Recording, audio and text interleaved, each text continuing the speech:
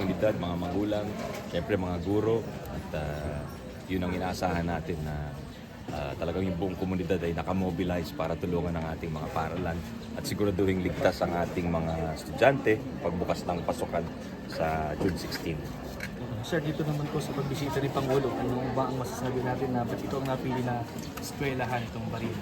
Well, siguro pinili niya yung talagang gusto niya makita yung totoong estado ng ating mga eskwelahan, diba? At sino yung matutulungan niya. At dito, alam natin, hindi pa nakarating ang Pangulo dito pero meron na pong tayong mga internet na ipinaayos ni Presidente dito dahil yun ang isang pagkulang dito. Wala silang internet connection. So, inutos na ng ating Pangulo na i-connect na po. So may donation po sila, in fact, from the private sector na Starlink, yung internet connection dito. What about dun sa parang 6 lang po kasi yung classroom dito?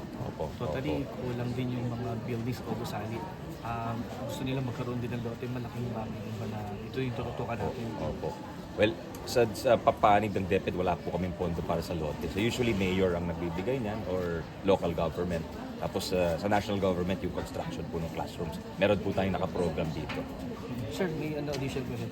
Details lang po sa pag-igbit ng DepEd voucher program.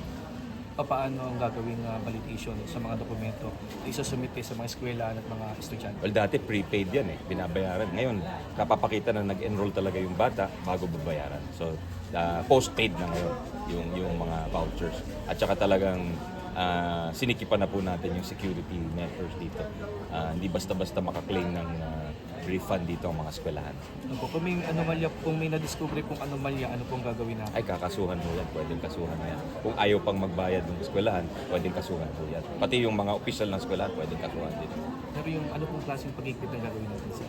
Ay, yung sa information po. Kasi may mga numero silang nagagamit Parang may insider sila dati sa DepEd na nakukuha nila yung informasyon, nagagamit nila yung informasyon ng isang bata para ipakita na kunwari meron naka-enroll na eskwelahan sa kanilang mga eskwelahan pero wala talagang nag-enroll na bata. Baka meron yung mga kasama ko. Sir, yung ano lang po, yung mga eskwelahan na pupuntahan ni Pangulo, ilang mga paaralan ngayong araw sa Alam ko ngayon may dalawa dito sa Bulacan. May isa dito una yung sa Malolos, pangalawa yung sa San Miguel. Baka po meron lang po kayo mensahe sa mga estudyante, sa mga guro, na lalo na ito